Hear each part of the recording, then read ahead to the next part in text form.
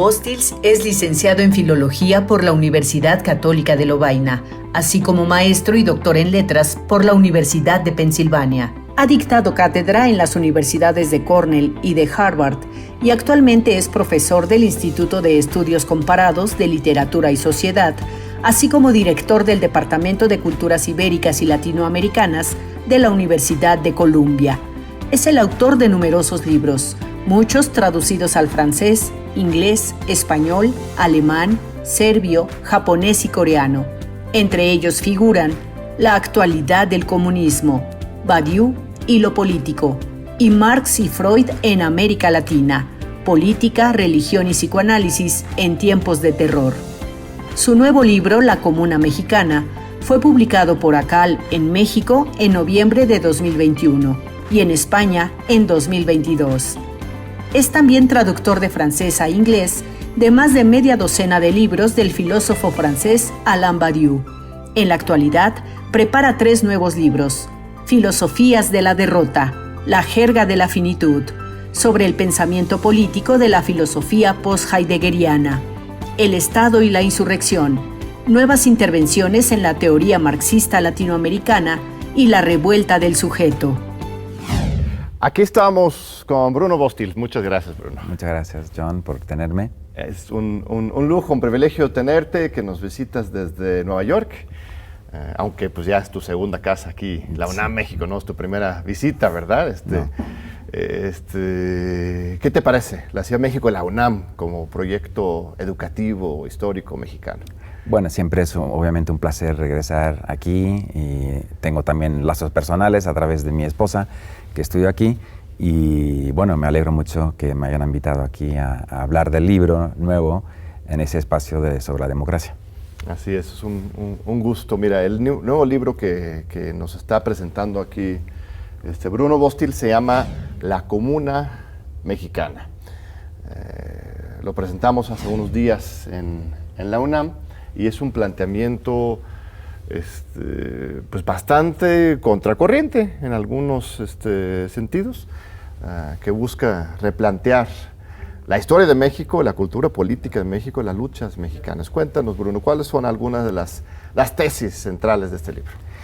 Bueno, el libro surgió en parte de una curiosidad por entender mejor el imaginario de la comuna, pero a nivel global, porque típicamente cuando se habla de la comuna se suele invocar el caso de la Comuna de París de 1871.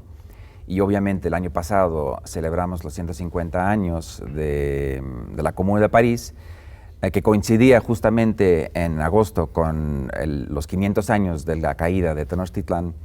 Y a partir de varios trabajos que ya existen, empecé a armar un trabajo en torno a la hipótesis de que hay una tradición de rebeliones comuneras y de organizaciones que podríamos considerar como comunas, que antecede por mucho tiempo a la Comuna de París y que después se fusiona, se conecta con las ideas de la Comuna de París, que también llegan muy rápidamente a México.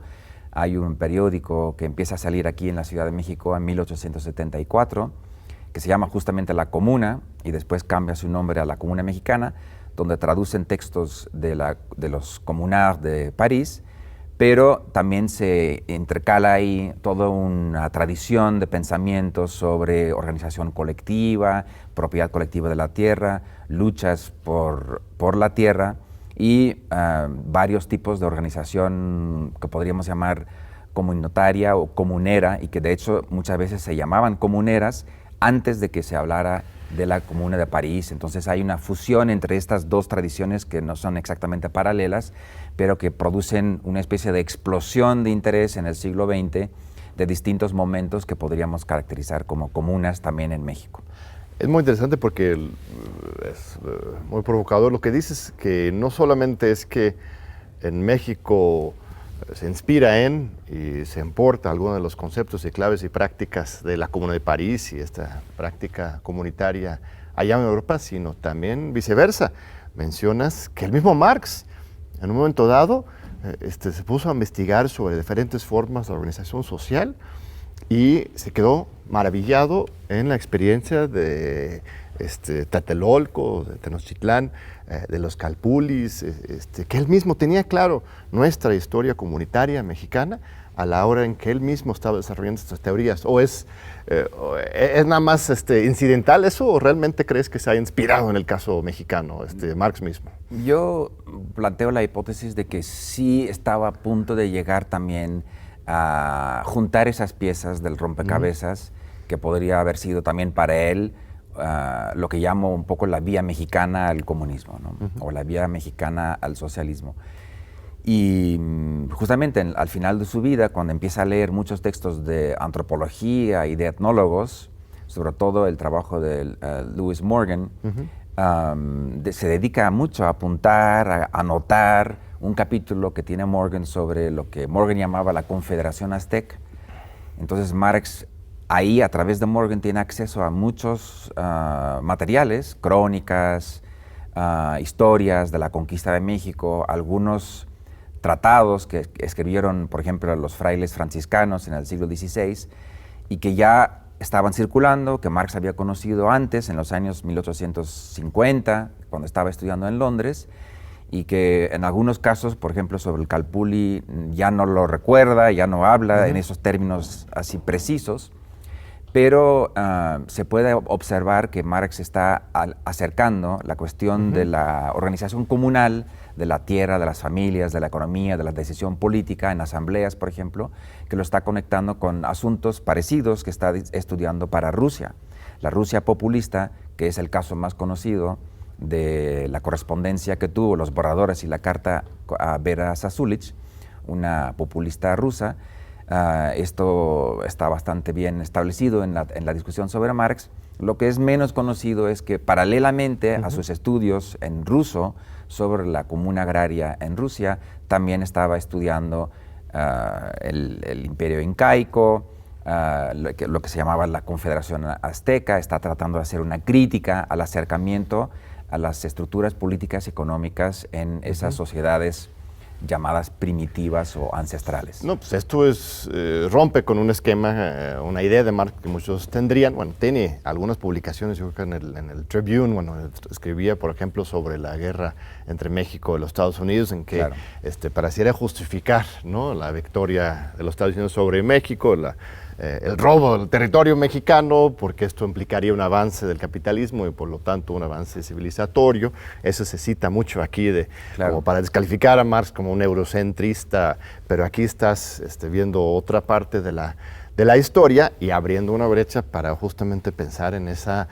versión orgánica comunista, ¿no?, mexicana, que ha desarrollado mucho Adolfo Gili, por ejemplo. O sea, la Revolución Interrumpida es pues, la obra clásica en esto de realmente ver cómo desde México, dentro de nuestros propios procesos de transformación política y social, empezamos por lo menos a construir una vía comunal, comunista en México que pues quizás se queda todavía con nosotros hoy, ¿verdad, Bruno? Es lo que estás documentando aquí en el libro. De hecho, es que hay mucho sedimento, mucha presencia todavía de esa visión, ¿no?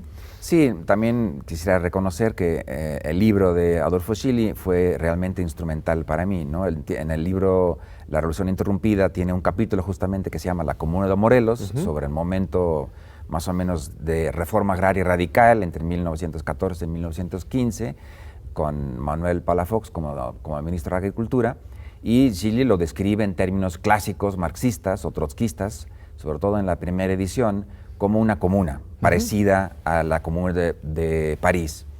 A partir de esa hipótesis empecé a ampliar la idea de que hay otros momentos que se podrían estudiar o bajo la misma luz. Entonces también reconozco en el libro que hay muchos trabajos, por ejemplo, mi amigo Luis Hernández Navarro, cuando en 2006 empieza a hablar muy pronto, después de las barricadas en Oaxaca, diciendo esto se debería interpretar también, no desde la revolución del 1917, sino más bien de los consejos y la revolución de 1905, y podríamos hablar también de una comuna de Oaxaca, y ahí empezaba a ampliarse un poco el abanico y el potencial de estas experiencias comunales. Entonces en el libro trato de hacer una especie de reconstrucción de fragmentos de esta historia, que llamo una historia subterránea de rebeliones comuneras, basándome en el trabajo y los trabajos de figuras como Adolfo Gili, Luis Hernández Navarro, Gustavo Esteva, Tanalis Padilla, y distintas orientaciones, algunas más libertarias, otras más marxistas o trotskistas tradicionales, porque creo que realmente la comuna ofrece como una plataforma flexible, con mucha plasticidad, donde orientaciones que de otra forma ideológica o políticamente serían opuestas, pueden encontrar un punto de reunión, un punto de encuentro. También citas la obra de Rina Ru, ¿no? Que sí. es una de las alumnas más destacadas de Adolfo en particular, que le saludamos a Adolfo, que espero que venga aquí a TV UNAM o en general a UNAM, que nos regala una conferencia pronta, ahí sigue escribiendo, activo. La obra de Rina me gusta mucho porque justamente demuestra como este comunismo mexicano, si bien se queda a medio camino en la revolución, pues no solamente se manifiesta en estas expresiones locales, municipales, pues en Morelos y en otros lados, sino también la misma forma del Estado mexicano, por muy hipócrita que se hayan utilizado de las imágenes de Zapata, de Villa, por el viejo sistema priista y hasta la fecha, realmente sí tenemos una forma de Estado mexicano inspirado con estos valores comunitarios, que no es la realidad en todo el mundo. En los Estados Unidos, por ejemplo, no, o sea, la Constitución está basada en el individualismo, el poder del mercado. Y aquí nuestra Constitución sigue siendo la misma 17, tenemos todavía el artículo 27 que da la propiedad de la tierra a la nación originariamente, en que la propiedad privada es resultado de una acción colectiva de préstamo al final de cuentas. John Locke da varias vueltas en su tumba cada vez que se da cuenta que todavía está ese artículo 27, ¿no? O eso es pura demagogia, o sea, si hay algo ahí también a nivel estatal macro. Bueno, si fuera pura demagogia, no sería tan duro el esfuerzo para desmantelar lo que representó y marcó la Constitución del 17, ¿no? Entonces yo creo que el trabajo de Rina Ru, sobre todo en su libro, un gran libro, ¿no?, de teoría política, El Príncipe Mexicano, y la propuesta de su concepto de comunidad estatal, como un intento de superar un poco la brecha que sobre todo hoy en día hay entre esos esfuerzos más a nivel de la comuna o la comunalidad y la cuestión de los aparatos del Estado. Ella argumenta, y eso es parte de una revisión de la teoría sobre el Estado, que también ocurrió en otros países, como en Bolivia, por ejemplo, que el Estado no es un conjunto de aparatos, no es un objeto que se puede tomar y que depende de una red de relaciones políticas y de acciones humanas, y en ese sentido depende del sostén de creencias, de una especie de pacto amplio que define una interacción entre el Estado, que siempre tiene que negociar con las luchas al nivel, digamos, desde abajo. Y en ese sentido, la construcción del Estado es un proceso continuo y, según la tesis de Rina, hubo también cambios profundos, ¿no?, de desmantelamientos de ese pacto que se rompe en momentos claves de la historia mexicana y se tiene que renegociar. Eso significa también que todos estos esfuerzos comuneros o comunitarios tienen su inscripción en la transformación no del Estado necesariamente, porque no se ha vuelto a hacer una asamblea constituyente, pero sí los términos de este pacto de la élite gobernante con los movimientos y las luchas sociales. Sí, y además, bueno, si bien se queda ahí establecida en la Constitución y tenemos estos referentes revolucionarios todavía hoy, también documentos muy claramente que ha habido esta separación, ¿no?, entre la clase política y las luchas comunitarias, ¿no?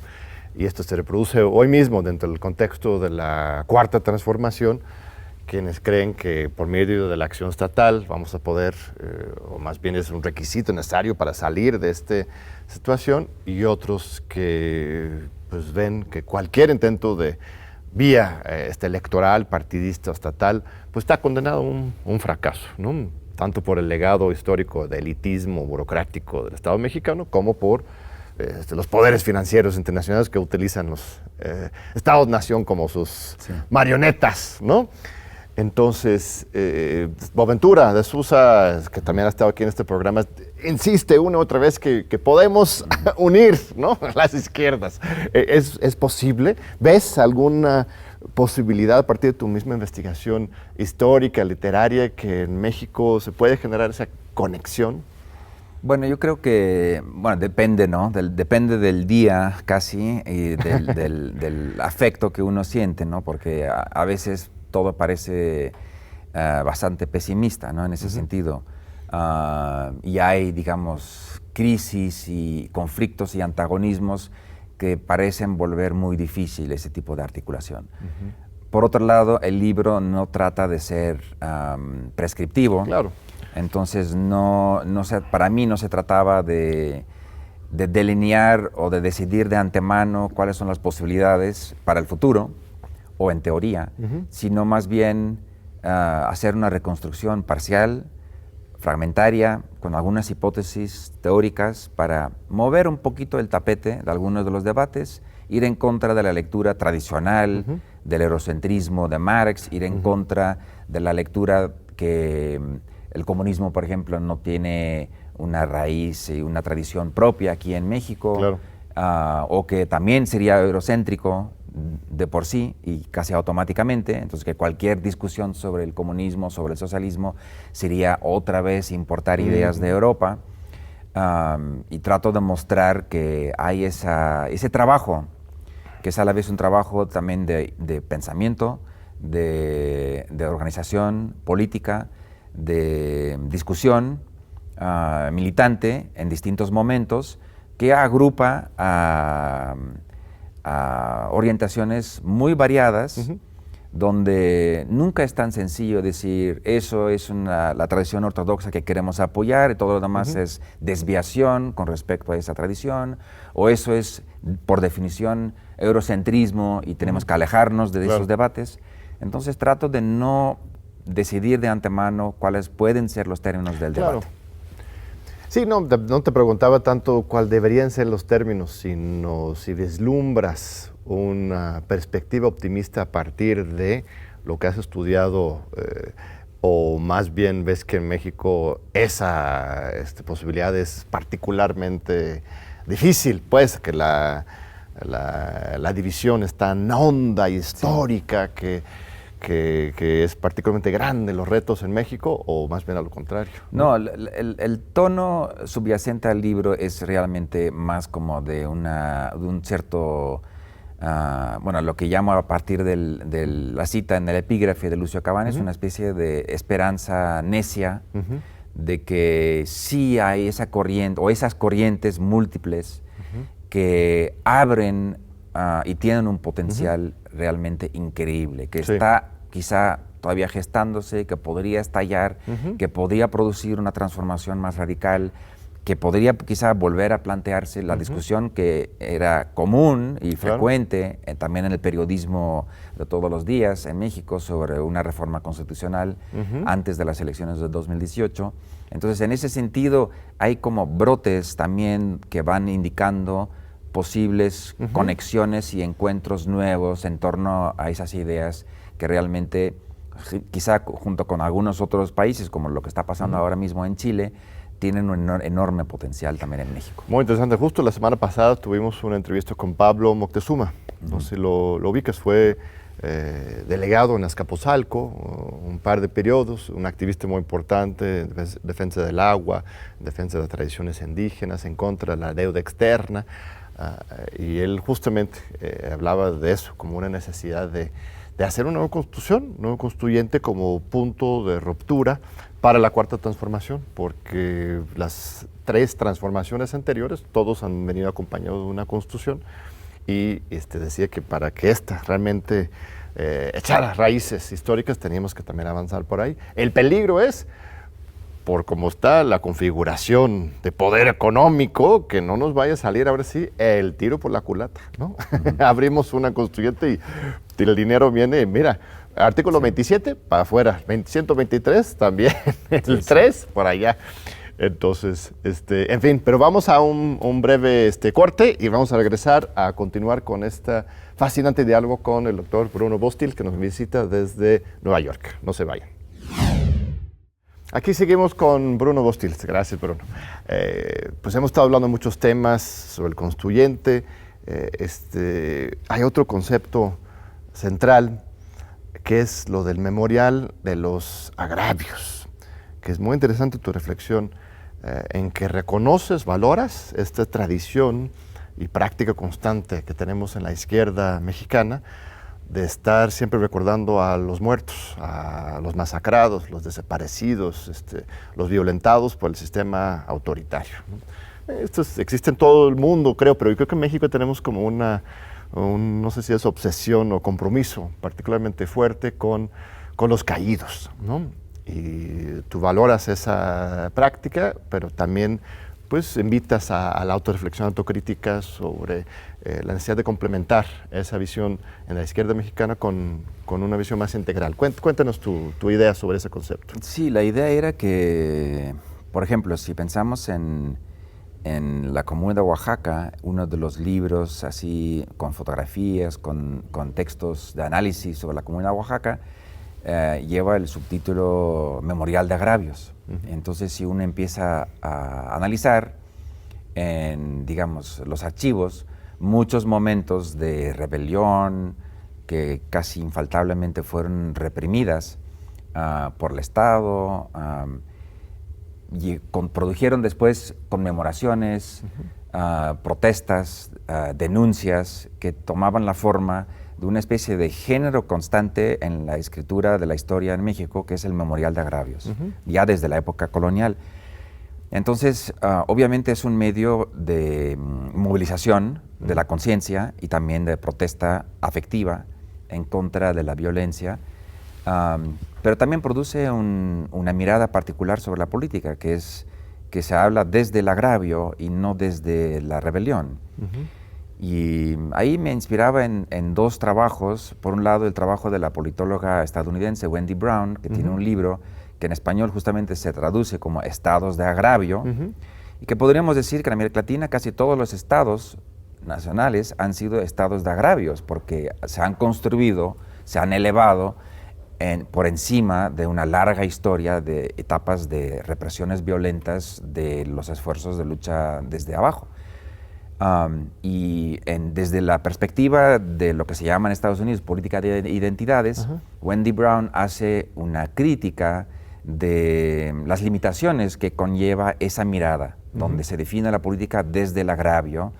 Ella encuentra, eso se puede discutir, pero encuentra una lógica quizá más bien de resentimiento, en el sentido de Nietzsche, en su genealogía de la moral, en ese enfoque que no permite tanto enfatizar los lazos de solidaridad, porque es más bien la protesta dirigida hacia el Estado, la demanda va hacia el Estado de justicia social que tiene que proveer el Estado.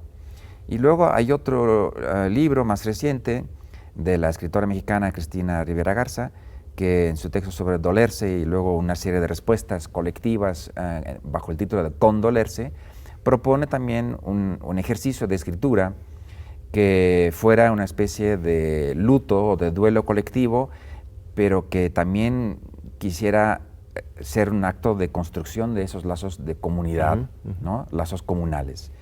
Entonces tengo algunas referencias a estos dos textos para tratar de sugerir qué pasaría si cambiáramos el punto de vista y en vez de repetir, por ejemplo, la conmemoración anual del 2 de octubre, que significa también olvidarnos de los 123 días de movilización estudiantil popular que precedieron a la masacre en Tlatelolco, o lo mismo podríamos pensar en la confusión, digamos, entre lo que puede haber sido el proyecto de los estudiantes de Ayotzinapa con lo que pasó en la noche de Iguala.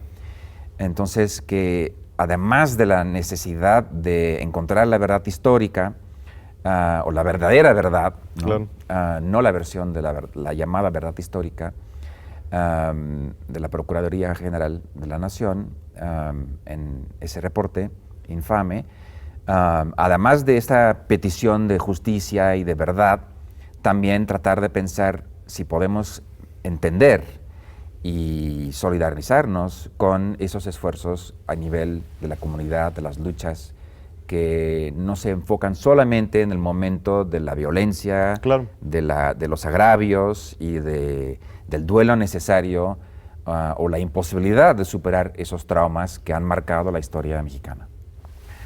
Sí, creo que es muy, muy importante eso, pasar de la victimización a la construcción, ¿no? de una alternativa, no quedarnos solamente con las heridas, aunque de repente me pregunto, ¿por qué? ¿Por qué tenemos ese compromiso tan fuerte con las víctimas? Al final de cuentas, desde la izquierda en México, y es porque esa ideología de discurso del poder estatal siempre ha sido muy listo, hipócritamente, a reconocer justamente los movimientos sociales, las luchas, o sea, la utilización de Zapata, la utilización de la movilización social misma, como se definía pues como un gobierno revolucionario, ¿no?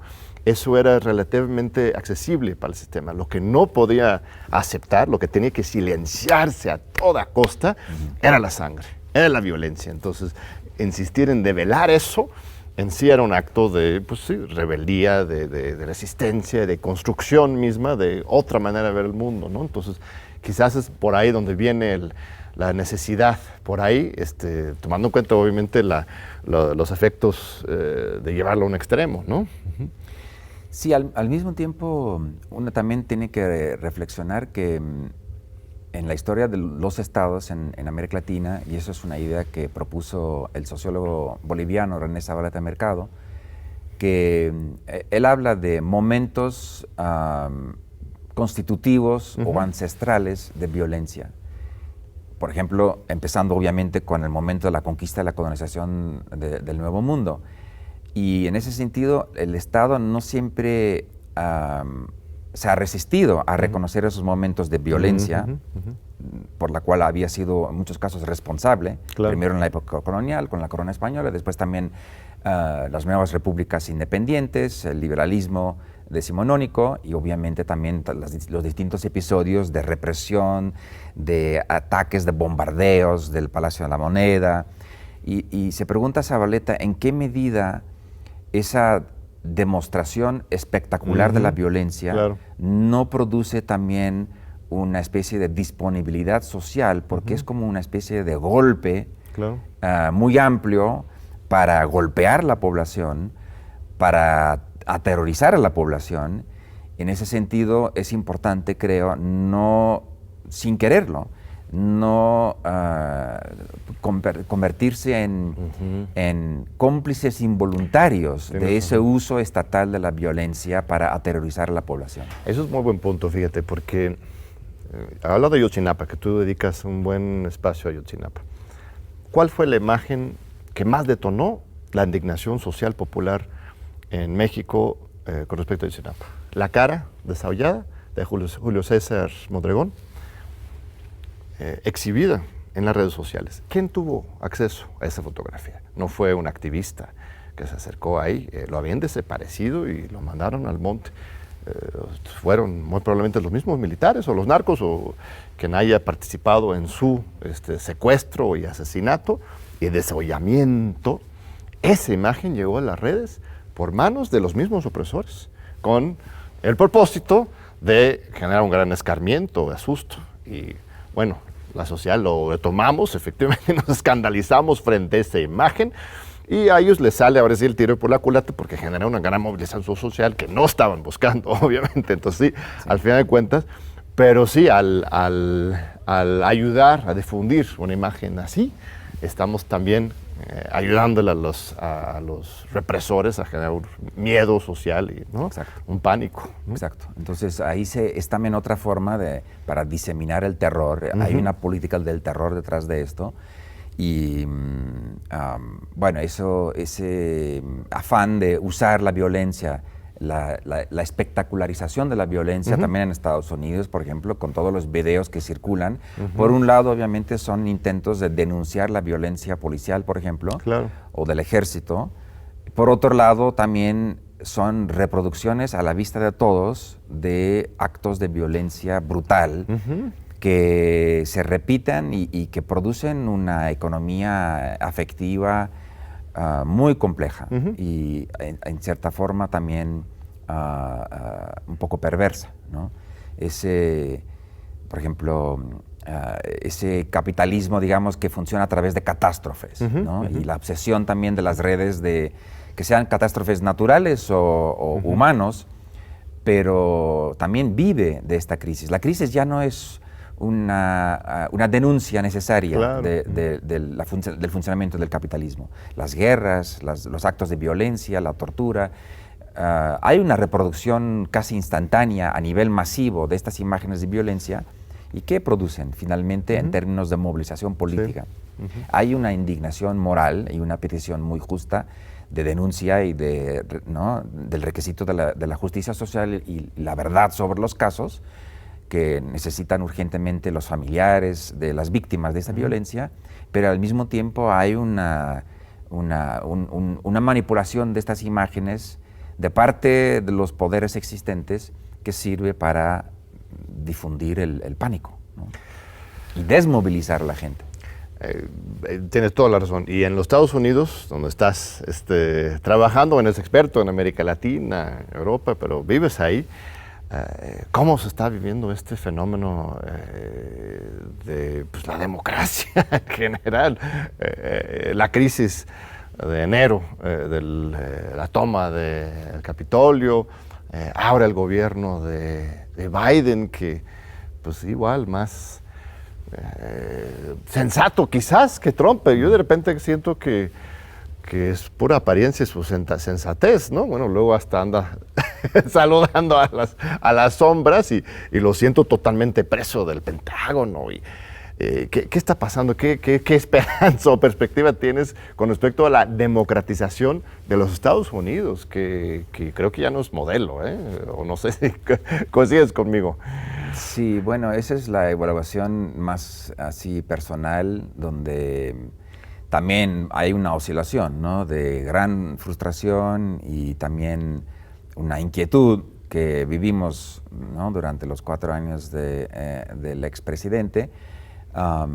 Y que produjo cierta tranquilización, ¿no? De la conciencia centrista o progresista en Estados Unidos, que no necesariamente contribuyó a la movilización que sí hubo en contra de las políticas racistas o violentas de la anterior administración. Entonces es siempre la paradoja, ¿no? De uno quiere salir de esa pesadilla que vivimos todos, aunque no todos en carne propia, en términos de los efectos que tenían las políticas contra la inmigración o contra la población negra en Estados Unidos, pero al mismo tiempo cuando se restablece cierto consenso centrista o centro de derecha, al mismo tiempo como que se apacigua un poco todo lo demás. Claro. Y la movilización que hubo en torno a Black Lives Matter, en torno a, ¿no? luchas ecológicas, se ha diseminado un poquito, ¿no? se ha como perdido. Apaciguado. ¿no? Y entonces es también una forma para desmovilizar un poco, ¿no? la energía que existía en ese momento. Pero en parte quizá por eso también prefiero dedicarme a mi propia investigación, a tratar de trabajar sobre tradiciones que conozco un poco mejor que la situación política en Estados Unidos, que no es mi campo de especialidad, y que en última instancia, aunque hay una larga historia que también se ha olvidado y se podría hacer un trabajo parecido para el caso de Estados Unidos. La obra de Howard Zinn, etcétera, ¿no? Ahí está. Pero no es, digamos, mi campo. Pero detectas un relevo generacional. Das clases, licenciatura, posgrado, estás en la universidad. Yo siento que la nueva generación en México, y me impresiona que en los Estados Unidos sí tiene un nuevo chip, si bien muy enajenado por las redes y estas estrategias de pánico moral, etcétera, también una apertura increíble. O sea, lo que representa Alexandria Ocasio-Cortez y este grupo de diputadas, mujeres morenas que están haciendo un trabajo importante, la disposición de hablar del socialismo abiertamente. Yo recuerdo que cuando era joven gringo, ¿no? Sí, sí. No se podía usar la palabra socialismo, evidentemente eres un rojo comi, ¿no? Y aquí ya se va generando un contexto, ¿no? El éxito de Jacobin, una revista que en otros contextos no hubiera tenido tanto agarre y penetración en la comunidad universitaria, en particular en la sociedad. O sea, si algo está pasando, ¿no? Hay una semilla ahí. Sí, se nota que hay quizá un relevo generacional donde es posible volver a hablar de estos términos, ponerlos en el debate, ¿no? No solamente estudiar la ortodoxia, sino tratar de ver si socialismo democrático se puede volver a plantear, si tiene vías también electorales de salida, lo cual es otro asunto, ¿no? Pero entre los jóvenes, sobre todo, sí se nota claramente un vuelco, un cambio, una apertura hacia una multiplicidad de ideas sobre socialismo, anarquismo, comunismo, o articulaciones variadas entre estas tendencias que se conectan con las luchas por los derechos civiles, y se están haciendo también escrituras, digamos, intentos de reescribir la historia de estos episodios muchas veces olvidados, de acciones colectivas. Hace poco tuvimos un documental que proyectamos en el Departamento de Culturas Ibéricas y Latinoamericanas, donde trabajo en la Universidad de Columbia, sobre la toma de un hospital en el Bronx por los Young Lords. Hay vida, ¿no? Hemos visto también, incluso en la cultura de Hollywood, varias películas que, por más moldeadas que sean por los intereses, digamos, del cine comercial, también intentan, por lo menos, volver a conectar con esos episodios de Black Panthers, de Young Lords, y hay una tradición que hemos olvidado por años de McCarthyismo, que siguió hasta, como dices tú, hasta hace poco, donde se no podía hablar de la tradición del Partido Comunista en Estados Unidos, o de la presencia de exiliados de Europa, trotskistas, marxistas, comuneros, etcétera, que también han producido una cultura de izquierda muy variada y que está esperando también un trabajo de reconstrucción como el que propongo para el caso de México. Muy bien, Bruno. Pues vamos a un breve corte, segundo corte aquí en este diálogo muy fascinante e importante. Te esperamos ahora después del corte, es para seguir en esta conversación con Bruno Bostils. Aquí seguimos con Bruno Bostils. Gracias a usted, gracias Bruno por este fascinante diálogo. El subtítulo de la conferencia que impartiste en la UNAM, en el PUEDS, que tuvimos el honor de recibirte, fue Repensando la insurrección en el siglo XXI. Esta palabra insurrección es muy potente. ¿Qué significa para ti y cómo deberíamos repensar ese concepto ahora en el siglo XXI? Sí, lo que propuse era que ha habido en las últimas 2 o 3 décadas un cambio, digamos, que tiene que ver tanto con la reducción del papel o incluso la legitimidad del papel del Estado y la política parlamentaria electoral, por un lado.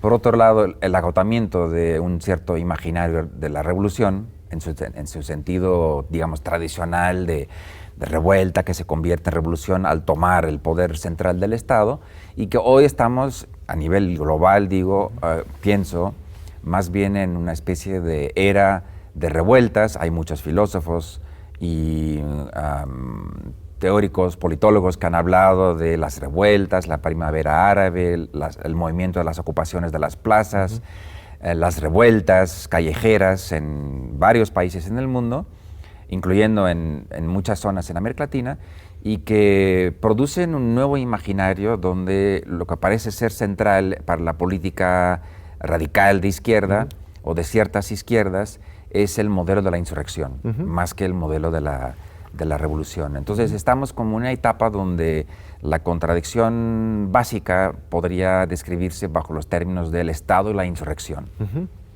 Entonces eso era un poco la propuesta. Y la insurrección sería menos que la revolución, bueno, o diferente. O sea, una revolución es, ¿no?, literalmente 180 grados, ¿no? Cambiar la historia a partir, normalmente, de la toma del poder político. y la insurrección sería más bien algo más autogestiva, social, estrictamente más anarquista, ¿no? En comparación con las tradiciones más socialistas. Así ves el sentido que está empujando la izquierda en general, y esto es productivo o más bien destructivo. No termino de entender la crítica o el análisis que tiene. Sí, era más bien un diagnóstico de una situación conflictiva, que creo que podría ir en ambas direcciones, algo productivo o algo quizá un impasse no tan productivo. Creo que justamente cuando preguntaste si la insurrección es algo menos que la revolución, ahí ya los criterios para evaluar la eficacia de las insurrecciones sigue siendo entonces el modelo de la revolución. Pero según cierta tradición más autogestionaria, autonomista, quizá anarcocomunista, habría que reconocer la autonomía de estos momentos de insurrección sin tratar de inscribirlos en una trayectoria más convencional de transmisión de estas luchas hacia los partidos, los sindicatos o el aparato estatal. Entonces ya no se puede evaluar la insurrección en términos de qué es comparado con la revolución, porque este sería justamente el principio o el concepto que se estaría agotando en esas nuevas luchas del siglo XXI. Es otra lógica, esa es tu invitación. Otra lógica de la política y de la intervención, ¿no? De la acción política. En América Latina estamos dentro, pues ya de una segunda ola, si le quieres llamar así, de gobiernos progresistas, que inició con México, pues, ¿no? México, Argentina, tienes pronto Colombia y Brasil, veremos, ya muy pronto está el de Colombia y luego Brasil.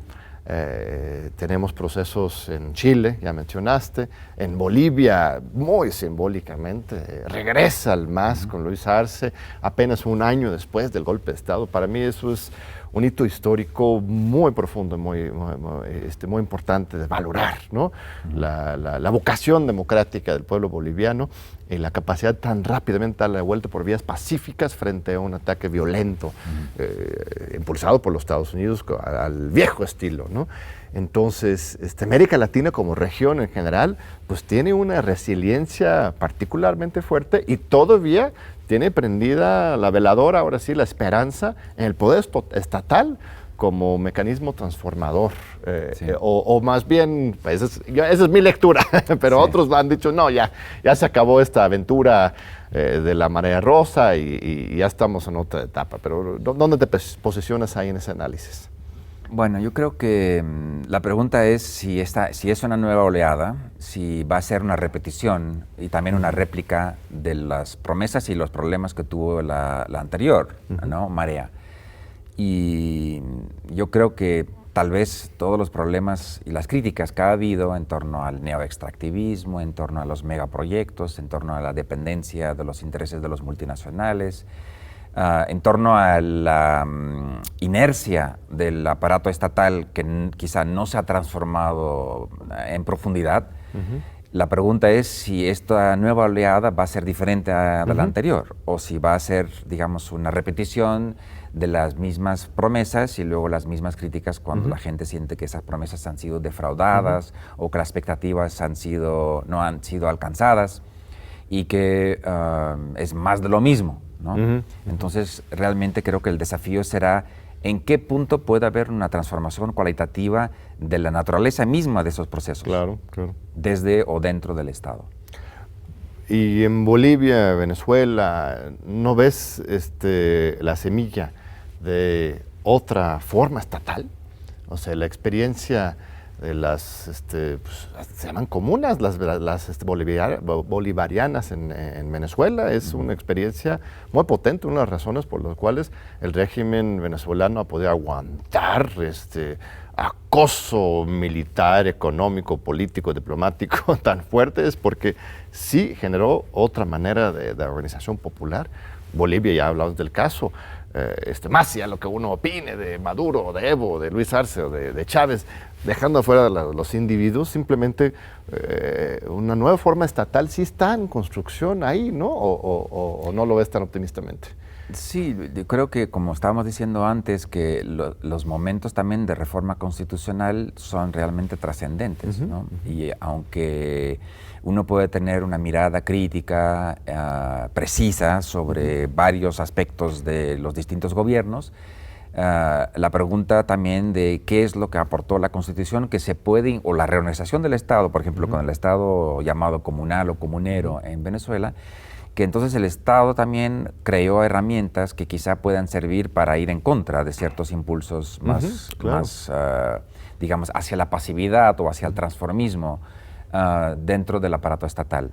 Entonces eso es una apertura creada tal vez por los propios gobiernos que permite un relevo por otras fuerzas sociales para utilizar esas mismas herramientas, muchas veces a través de artículos de la Constitución, para proponer una crítica de los mismos proyectos para que no sean simplemente continuación de lo anterior. Pues esta obra de Chicarello, de We Created Chávez, a mí me impactó. Es un relato muy interesante con un fundamento teórico muy importante, pero que justamente refleja cómo se está experimentando otra visión en que Chávez es lo de menos, ¿no? Chávez es resultado de una acción popular. Así lo vemos también en México. Andrés Manuel es nuestro líder de la Cuarta Transformación, pero tenemos claro que si queremos que esta Cuarta Transformación llegue a cambiar de raíz el sistema, necesitamos tener también una contraparte de poder popular. Creo que en México nos estamos tardando, pues, para generar eso. Todavía tengo ahí la esperanza y estamos haciendo lo posible para que esto ocurra. Pero eso es lo necesario, ¿no? Que los líderes carismáticos, pues el mismo Weber lo estudió, ¿no? Generan realmente un proceso constante de transformación y no se burocraticen tan rápido, ¿no? Y en América Latina tenemos con qué, pues, tenemos una historia de eso. Sí, pero la pregunta es también en qué medida la burocratización tiene que ver justamente con la dependencia sobre el atractivo de un líder carismático. Claro. ¿No?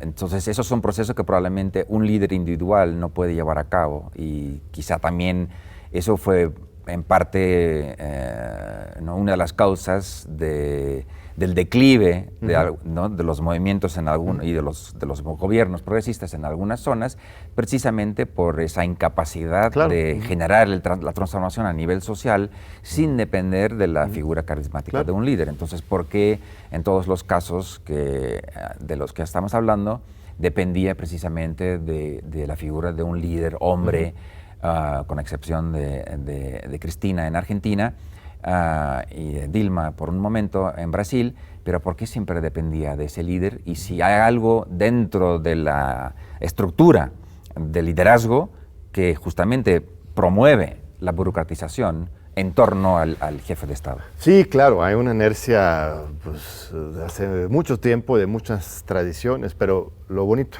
de tu libro es que también estás demostrando que hay otras tradiciones, otras formas de relatar la historia y sobre todo otras maneras de hacer, ejercer y entender la política en México, no solo en términos teóricos, pero estás documentando concretamente una serie de casos. Cherán también, no hemos comentado sobre eso, que demuestran que en México pues tenemos ese potencial, nada más que pues hay que crecerlo, ¿no? Hay que escalarlo, porque se ha quedado a nivel municipal, ¿verdad? Ni un gobernador tenemos indígena, popular, radical, ¿no? Y uno esperaría que en Oaxaca, en Chiapas, tendríamos nuestro Evo Morales, por ejemplo, aunque sea a nivel local. Pero ¿cuál es la razón de eso? Es una de tus grandes preguntas de la disyuntiva. Precisamente yo creo que el agotamiento de la política bajo forma de Estado, y que yo no hablo mucho, o sea, todo lo que estábamos comentando ahora sobre los límites y las promesas de los gobiernos y las transformaciones a partir del Estado en América Latina, es un debate que está implícito en el libro, pero no me dedico tanto directamente a ese debate, precisamente porque me quería ¿no? enfocar en esos fenómenos, esas experiencias en la historia a largo plazo en México, que son más bien a nivel de las comunas y de las comunidades, y no enfocarse solamente en la denuncia o la defensa del aparato estatal y los progresos que puede haber producido un Lázaro Cárdenas o el cardenismo de los años 80 y 90. O lo que pueda estar ocurriendo hoy con la 4T. Entonces el libro no habla de eso, aunque indirectamente obviamente está en diálogo con esos nuevos fenómenos. Sí, pues muy importante, estimado Bruno, te agradezco mucho por compartir con nosotros esta obra tan importante. Creo que ya está en librerías, sí, seguramente, de ACAL, una editorial muy importante que ha despegado en los últimos años como un referente central para el pensamiento crítico. Este libro solamente existe en español, ¿eh? Ahora Bruno, que es cuatrilingüe, ahora va a tener que retraducir algunas partes porque empezó en inglés una versión, luego ya el libro en español, y ahora va a tener que traducir al inglés para que salga allá. Pero aquí lo tenemos en México en exclusiva, y les invitamos a leerlo, a comentarlo, a debatirlo. Y no sé si tienes alguna última palabra de saludo, despedida de esta gran comunidad universitaria. Sabes que somos 360,000 alumnos en la UNAM.